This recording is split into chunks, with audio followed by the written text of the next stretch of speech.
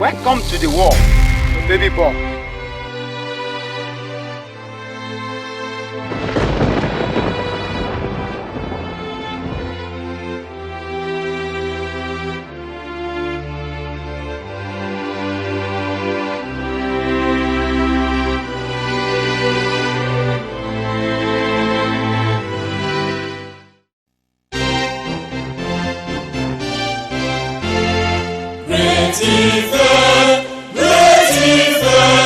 Africa's most beautiful campus. Cautious, vigilant, progressive, and rooted against all oppression.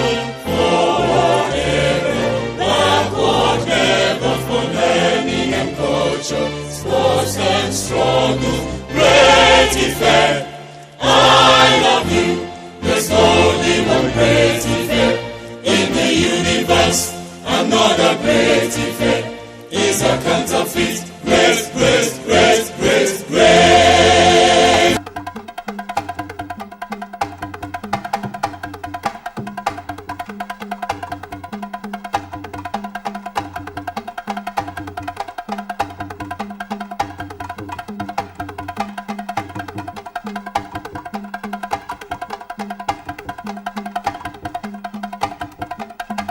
It's Golden Jubilee! Golden Jubilee, yes! Who is 50? Someone of high reputation.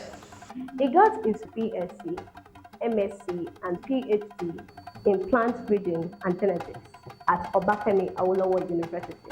He's a lecturer, researcher, and crop scientist. In his course of studies and research, he has traveled far across many oceans, including India and United States of America, a part of the countries he has touched. He lectured in the United States during his postdoctorate research program. Because of his love for his country, Nigeria, he came back and is currently blessing lives at OAU in the Department of Crop Science. His impact and achievements have brought back the glory of this great university, like those days when foreigners were willing to come and learn from our scientists and not just our language and culture alone. We now have foreigners in his department, especially in postgraduate levels. He has collaborated with and led several researchers in different international projects. He has won so many national and international fellowships and grants. His research and intellectual capacity has brought together different departments in his faculty, even different faculties such as engineering, health, and technology.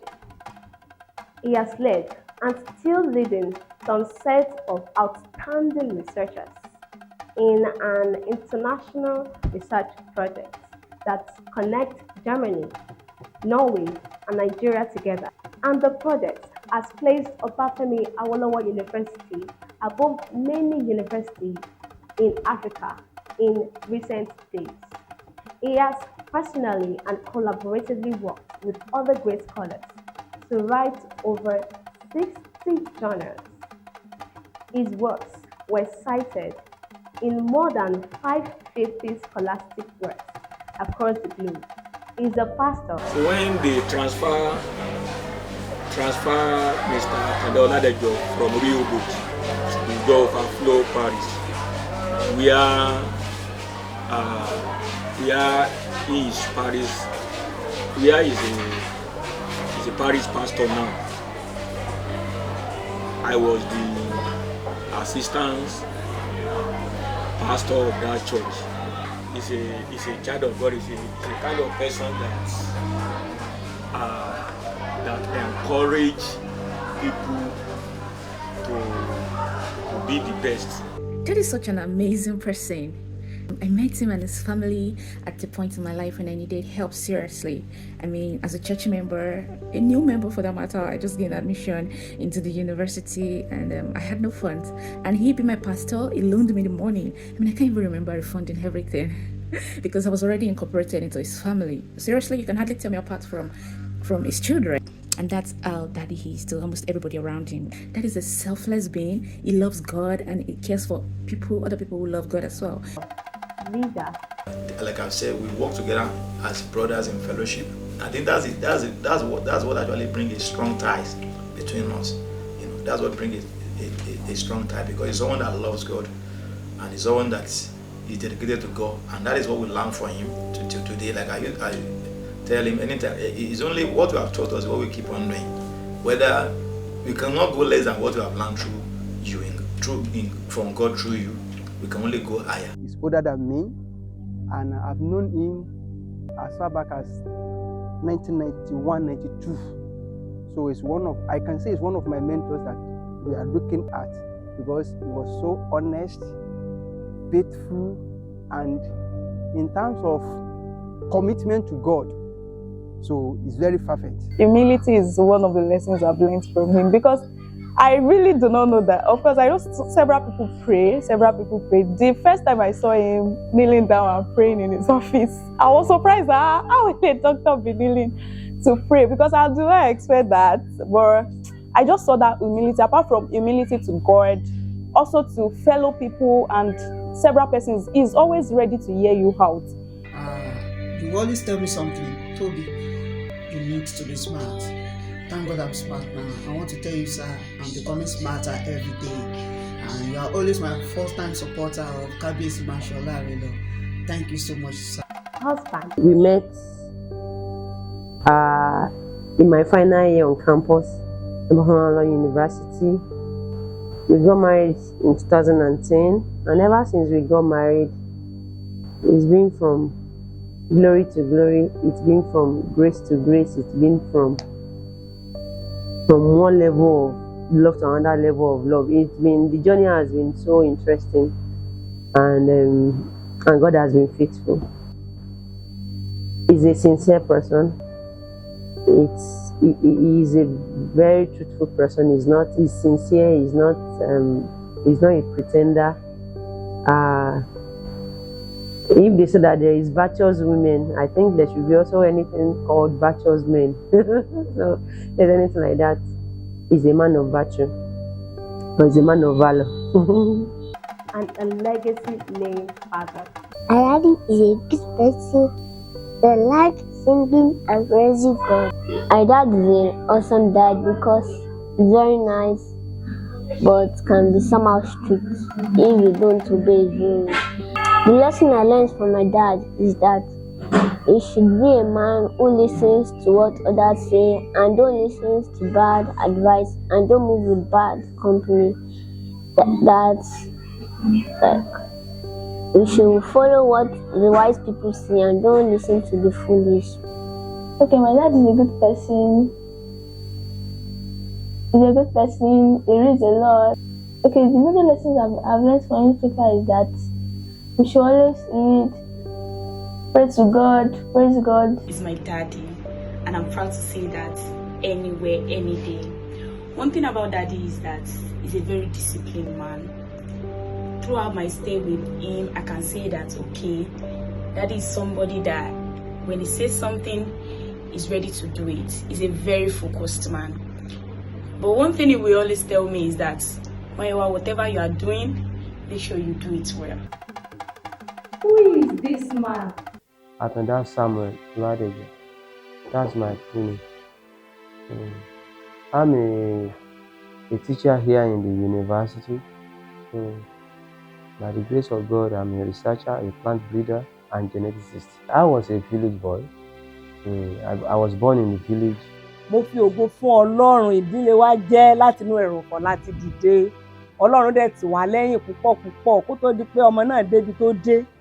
Ó jẹ́ ọmọ tó jẹ́ akíkanjú. Around 1965 to 67, there was a young, dark and beautiful industrious girl that is between the age of 25 to 28 in a rural town called Olukmana. She got married out of his will, but the will of his family.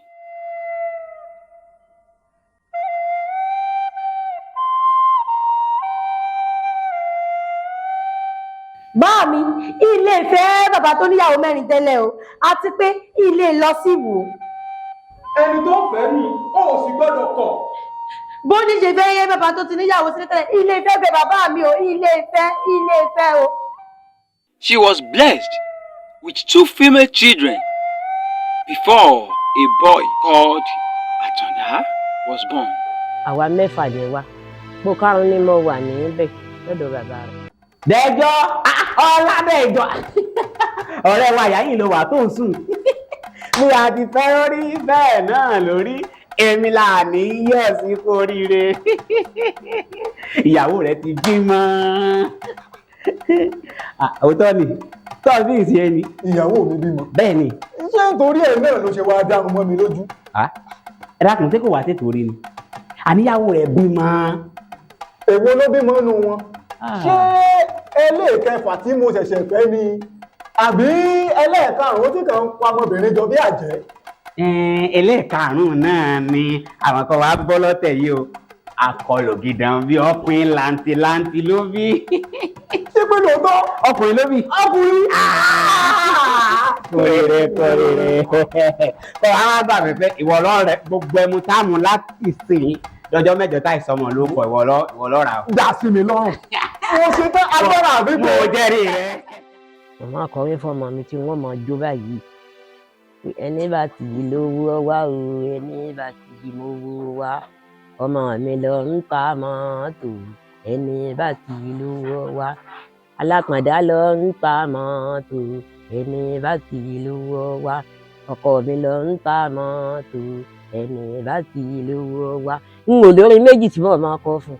Alákàndá ni ń ta mọ́tò, ẹni bá ti yí lówó wá. Ẹni bá ti yí lówó wá o, ẹni bá ti yí lówó wá. Àǹbàlì lọ ń ta mọ́tò, ẹni bá ti yí lówó wá. Torí pé ó kọ tí bàbá rẹ̀ sọnù. The journey of the baby boy, Atanda, started in a great battle of polygamy, but has a slight escape through his uncle. For my first 6 years, let me say my first 15 years in school, okay, I went to school, village school.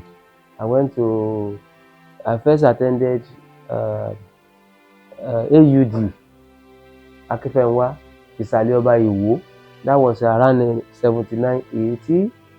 So before my mom took me to his younger brother, who is my uncle. Láti kékeré gbénísín lọ́mọ yẹn ti dọ́dọ̀ mi tó ṣẹ̀ṣẹ̀ já lẹ́nu ọmú. Sùkúù kan bẹ létí ọ̀dọ̀ wa, sùkúù ni à ń lọ. Bí ìgbà máa ń ṣiyé lọ tún ṣiyé bọ̀. Bí ọmọ ọdún mẹ́rin ló ti kúrò níwò. Mo ti tún bá bọ̀dá mi lọ. Ní ọba máa bá mi bọ̀ sólúpọ̀nà. Ọmọ ìyá mi ni wọ́n tí wọ́n bí lé mi. Ó nífẹ̀ẹ́ mi púpọ̀. Wípé ńgbà tí yóò náà wà ní sùkúù, èmi náà àti àwọn òbí wa àjọjọ kóra sí tó fi jáde. Wọ́n wá di wípé ọmọ tó di pé ọ̀nkú yín tó náà di pé ó ń dàgbà. Mo bímọ lé bó ṣe wá pé ó wá bá bàbá rẹ̀ pé ọmọ yìí yóò òun mọ́ lọ sí Olúpọ̀nà ni o. He is a teacher to St. Peter's Anglican School, Olúpọ̀nà. So that is where I started my primary school officially, non-disrupted. So primary school till primary 6, I graduated from there. Àbúrò mọ́mì mi mo dúpẹ́ lọ́wọ́ wọn Gabriel Aspat. Àwọn ni ó tẹ̀lé mọ́mì mi. So ibẹ̀ ni Àtàndá ti lọ skul Olúpọ̀nà. Wọ́n gba ọmọ náà wọ́n tọ́ Ọlọ́run dẹ̀ fún wọn tọ́. Mo ń wo headmaster lọ́ọ̀kan. Ẹjọ́ sá ọmọ yẹn rèé o. Wọ́n ní kó máa bọ̀. Ọba jàálẹ̀. Nígbà tí ó dé bẹ́ẹ̀, kí lórúkọ rẹ? Ó ní Àǹbàlí. Kí ni orúkọ bàbá rẹ? Wòlíù. Èmi ní ń bá wí yẹn o, èmi ní bàbá rẹ o. So bó ṣe fi orúkọ mi sílẹ̀ tí ń jẹ́ Wòlíyù Ambali fún primary school days ẹ̀ nìyẹn. Bó nígbà tó fẹ́ ṣe primary 6 exam mo ní jẹ́ n change orúkọ ọmọ ẹ̀ sí orúkọ bàbá rẹ̀. Mo bá change ẹ̀ sí Ọládẹ̀jọ Àtàndá. Ó ti bẹ̀rẹ̀ sí jẹ́ Ọládẹ̀jọ Àtàndá nù. So primary school till primary 6, I graduated from there yet to gain admission into another school, Onigangan Community Grammar School. Ní bá wá pòṣẹ̀ sí community grammar school ní Olúpọ̀nà. Mo ní wọ́n máa lé ọmọ ìjáde tí wọ́n bá fẹ́ lé fún school fees. Jẹ́ kí n lọ change ẹ̀ mọ́ lọ sí LIS office. Ẹ bá ń change school ọmọ yìí sí ọ̀dọ̀ mi community grammar school Onígangan. Bí mi rẹ̀ ṣe ń lọ Onígangan nù. Màá máa gbé lọ, màá máa gbé bọ̀. If you can see the way the names have been sounding, you know that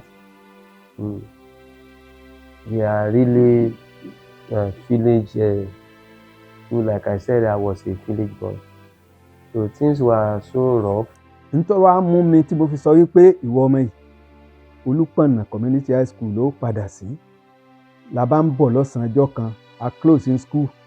Break machine kan já ní suddenly lórí òkè Àbádé odò Ọ̀ṣun ní break bá já. La bá ń lọ ìwọ ọmọ sọmọ mi o sọmọ ọmọ sá sọmọ mi ó sọmọ mi ó sọmọ. Ọlọ́run sá ṣeun a pass through. Ọlọ́run ọyọ wa nú ewu. Màá rò mo ní ọmọ ìyá àmọ́ tó máa dà lẹ́yìn ọ̀la. Wọ́n jẹ́ kí n pa ìwọ Ọlọ́run mi. Ọ̀yá mo bá tán bá padà bó ti parí GS 3 exam tó paasi. Ọ̀yá padà sí Olúpọ̀nà high school. Of course, my first year in primary school, first 6 years, a kà máa ń lọ sí school ní mi kò sí bàtà. In fact, ìgbà míì wà máa ṣòkòtò wá ya nídìí, ṣòkòtò ní ya nídìí tó máa bẹ́ nídìí. So and I finished my first 9 years in school. Kò sí bàtà mi ò kí ń wọ bàtà lọ sí school. First primary 6, then I entered into secondary school. My first 3 years in secondary school, kò sí bàtà. The first sandal he got was bought for him by his uncle, Oladejo. Àlejò. Ọ̀rẹ́ mi Lásìsì olówó kòkó. Kò ní àmọ̀pọ̀ abẹ́rẹ́ yìí. Kò kọjá àfaradà jàre. Mo ń wò kankan. Kí ló dé tó fi padà sí iṣẹ́ kòkó tá à ń ṣe? Iye àwọn ará Èkó ni mò ń ta kòkó fún sìn. Owó kòkó yìí lọ pé kò gbà tó pé iṣẹ́ alápàtà tí mò ń ṣe ìran náà ti gbórí ìlú gbogbo tí mo ní náà. Ibẹ̀ náà ni wọ́n ti yọ̀ǹda rẹ̀ fún mi. Àwọn èèyàn sì mọ̀ mí káàkiri. Àwọn Fúlàní ní Ìlọrin, èèyàn ní Jẹ́bà. Láwọn owó yìí, àpàdá ọmọ bọ̀dá ni ọmọ ni. Ọmọ bọ̀dá mi Ládẹ̀jọ rẹ̀ yìí. Ọmọ ò pẹ́ dàgbà o. Tí ò sí tí mo rí ọdún tó yọ. Mo ti wà lẹ́nu sùn báyìí. Mo dẹ̀ nílò àwọn bàtà, ìwé àti aṣọ àtàwọn nǹkan bẹ́ẹ̀ bẹ́ẹ̀. Kò sí. Wọ́n sì yọnu owó rẹ̀. Fọkàn rẹ balẹ̀. Fọkàn rẹ balẹ̀. Àbí? Máa lọ sí àgbàlá tó ti ń bọ̀. Ìwà bọ̀ yín fún owó tó fẹ́ kó tó lọ. Èmi náà wà bọ́ fẹ́. Ẹ̀lẹ́. Rọra ń bẹ̀rẹ̀ o. Bí mo yẹn ń sọ. Mo ti parí GS 3 exam tó paasi. Ọ̀yá padà sí Olúpọ̀nà high school. Football field wọn rè. Àwọn classrooms àwọn lẹ̀ ń wò yẹn. Àwọn ni wọ̀nyí. Àwọn nìyẹn. So road ló lọ síbẹ̀ straight. Ní tí mo wá rí nínú ọmọ yìí ni wípé tí wọ́n bá láwọn fẹ́ lọ sí Èkó, tí wọ́n fẹ́ lọ lídé lọ during their vacation, ẹ̀yàn iṣẹ́ tẹ́ sí rèé o. A month work, they can finish it in just 3 days. Wọ́n á lọ láàárọ̀, wọ́n á lọ lọ́sàn, wọ́n á lọ lálẹ́, wọ́n á lọ láàárọ̀, wọ́n á lọ kíákíá wọ́n ti parí ẹ̀. Daddy àti parí rẹ̀ o. Okay, you are free to go. Tọ́mọ mi bá wá lọ sí Èkó tí bá wá ń bọ̀ àsílé eléyìí fún lówó èyí fún lówó tọ̀hún fún lówó ọmọ mi ò ní ra aṣọ o ní tí ó ṣe ni wípé wọ́n máa ń ta àwọn ìwé kan ní Òṣòdì rag book là ń pè ó lè ra ìwé physics ó lè ra chemistry ó lè ra biology mathematics àwọn rag books gbogbo ohun tó wà nù rẹ̀ ó pé ṣùgbọ́n bí páálí ẹ̀yìn ẹ̀ ó lè ti já kí wọ́n ti ṣe wọ́n tọmọ ní ọ̀bá rà bọ̀ dádì wọ́n á wà àwọn ìwé tí mo ra bọ̀ wọ́n á ní ọ̀kàrẹ̀ ọmọ dáadáa ọ̀kàrẹ̀ ó ṣoríire ó paasi o bí ṣe ń bá lọ díẹ̀ nìyẹn. I was actually not a biological brother but a brother in faith, and he has actually played a lot of roles in my life, which is even more than biological brothers.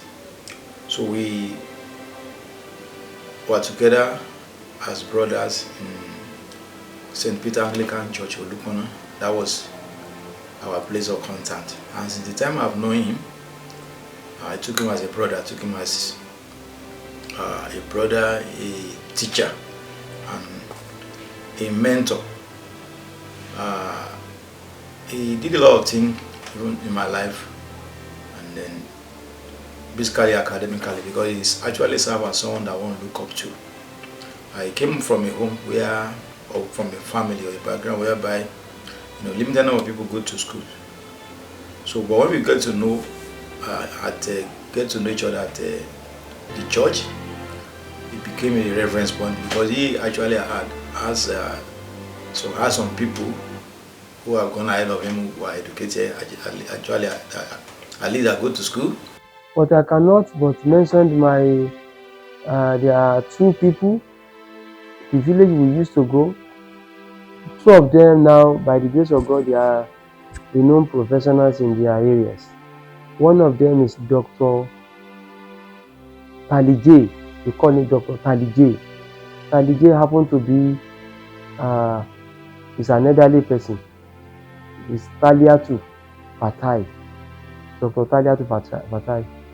During the time we used to go to the village, he was a student here at Obafemi Awolowo University studying food science and technology. So whenever we went to the village like that, we go to him. Ama atana gologolo kale, ama fi kàwé lálẹ́. He will expose us to. In fact, he was the one that first organized a kind of mini field trip and took me and my younger ones to Obafemi Awolowo University where he was schooling. And then and in those days he is somehow linked to Lagos, and he used to travel to Lagos and probably be able to use money he has to buy some books, because in those days it was actually difficult for him to have access to books. So because he used to have those books, we used to go to him, have access to those books that are very scarce in those days, and then he's always there to actually release them. And that was a very good thing he had done for me. Not only for me, I have a lot of set of friends, those behind of us, those behind us, who actually follow the same path. Mbo wa ya ó fẹ́ ṣe WAEC exam, owó wa kún mi lọ́wọ́ kí mo ṣe mo ní okay. Àwọn ajá wa ìdí àkótà, àbá kó ajá tà ń lọ́mọ mi fi ṣe first WAEC exam tó kọ́ sí. Ó tó jáde ìwé mẹ́wàá kò fi mímí lára kí n tó wá máa bá ìyókù lọ. Mo là kọjá o, ṣùgbọ́n Ọlọ́run sì ń ṣe ìyanu fún mi. Bó ṣe pé tó jáde ìwé mẹ́wàá báyìí tó ní ọmọ yìí ó sì kàwé ní o. Mo ní níbo ni wọ́n àti ọlẹ́rùwó o, àbúrò mi lẹ́rùwó ní ẹ máa wà ní. Bí bàbá rẹ̀ ti sọ wípé ìyá àwọn ọ̀tọ̀ mi bàbá àwọn ọ̀tọ̀, ẹni tó bá ti fẹ́ tọ́ ọmọ rẹ̀ kó múra o. Nígbà mo sì wá gbọ́ báwọn ọmọ ìyá mi náà ní kí ìyá múra ní mo gidi o, ọmọ ìyá ọ̀lọ́ sùkúù mi o, èmi náà sì yá múra lọ. Lọ́lọ́run bá ń bá mi ṣe, Ọlọ́run bá ń bá mi ṣe, wẹ́rẹ́wẹ́rẹ́ lọ́lọ́run bá ń bá mi ṣe. Kì í ṣe pé bọ́bí àmọ́ olówó kankan lọ́wọ́, ṣùgbọ́n Ọlọ́run ń ṣàánú mi. Tó bá ti béèrè owó kan báyìí, Ọlọ́run ó sì bá ń wà. Ọmọ yìí náà gangan náà, òun náà wàá fira rẹ̀ sílẹ̀. Kò sí ibi iṣẹ́ tí ì lọ. A máa lọ Òṣogbo lọ ṣiṣẹ́, a máa lọ Ifẹ̀ wàrà lọ ṣiṣẹ́.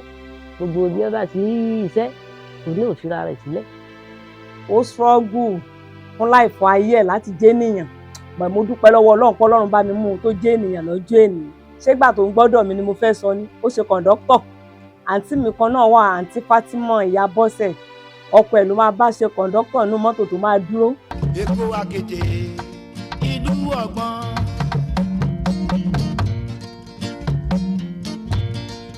Èkó Akété ìlú ọgbọ́n. Arọ́mọdé kò má má já o. Èkó arómìsá lẹ́gbẹ́lẹ́gbẹ́. Arọ́mọdé kò má má já o. Kó làwọn nǹkan tẹ́lẹ̀ fẹ́ ṣe. Èkó arómìsá lẹ́gbẹ́lẹ́gbẹ́. Aláwọn ẹ̀yin jòjò ní kẹ́ tó máa sùn.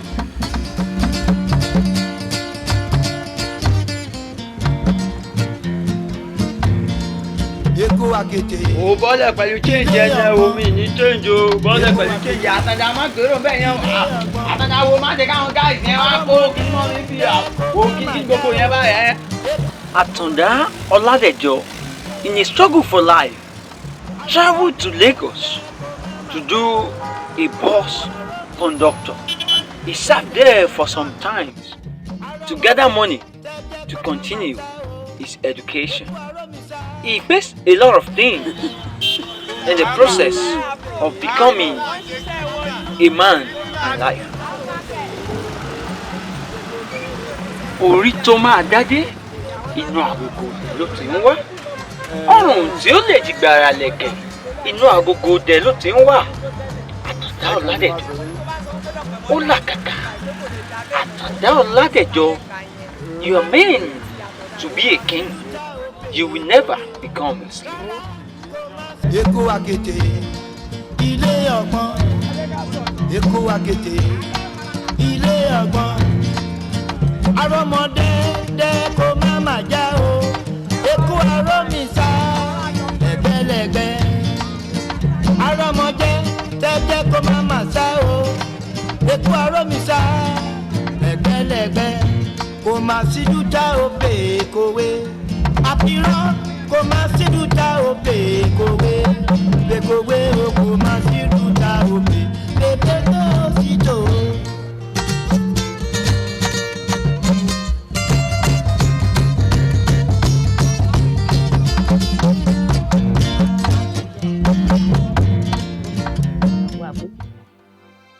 Tá a fi dọ́gbọ́n Ọlọ́run fi ṣèyanu tó fi jáde.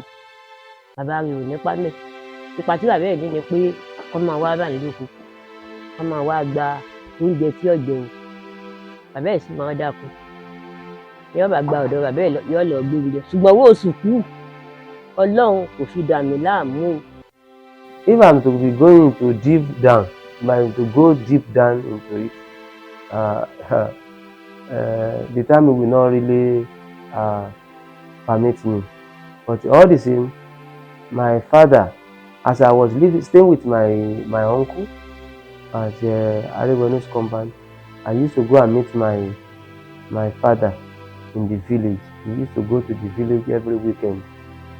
So the village is very far. Sometimes if by the time we take a vehicle from Olukona to Fidiwo, sometimes we Fidiwo. After that, we have to trek about 4 miles. Walk 4 miles before we get to the village. When we get to the village and we don't meet my father in the village, then possibly he's in the farm. We have to trek another like 2 miles, 3 miles to where we can get him. So that's how we do.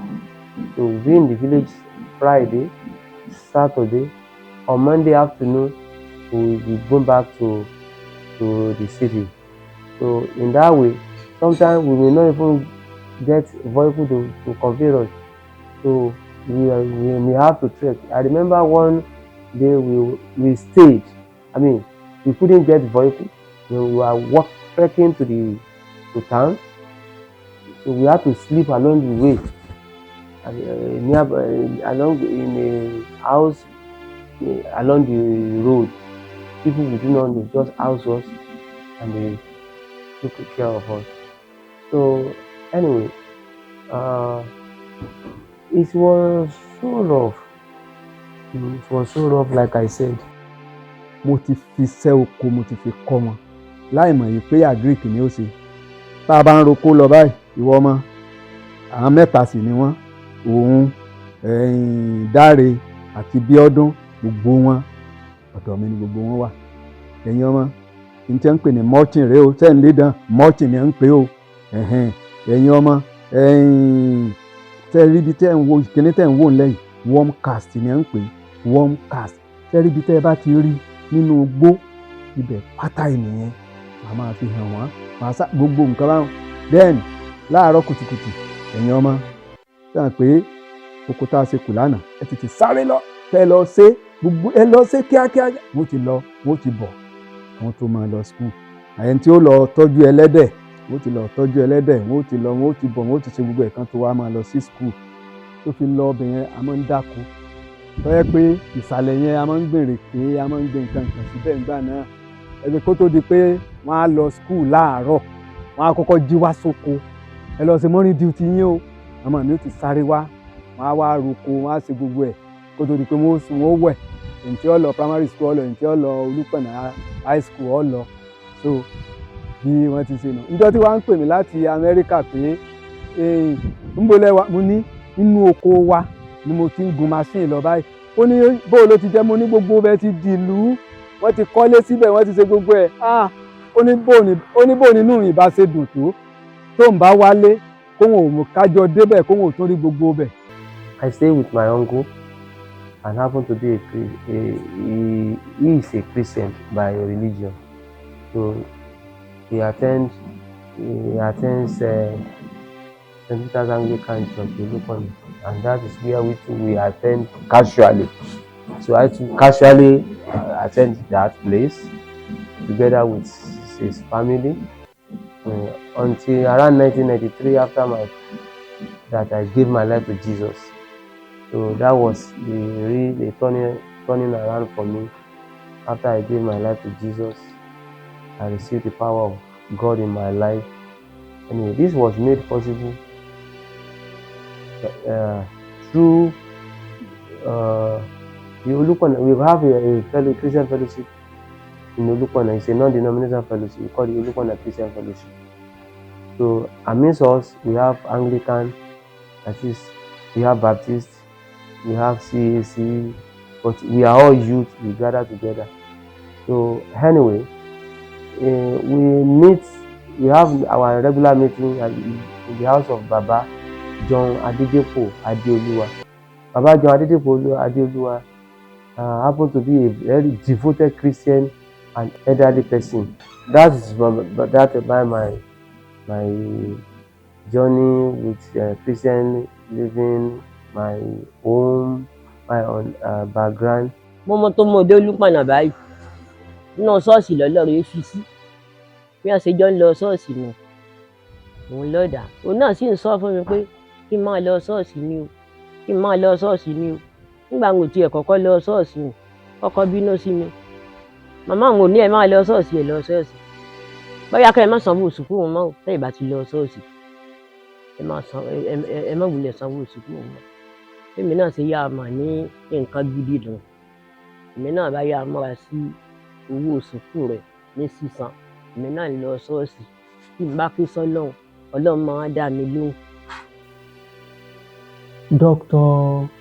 Samuel Oladejo Atanda, I can say is my both physical and spiritual guide. He was an anointed boy right from the beginning. And the devil knew this. He was highly persecuted by the work of the devil. But there was a particular night, even the snake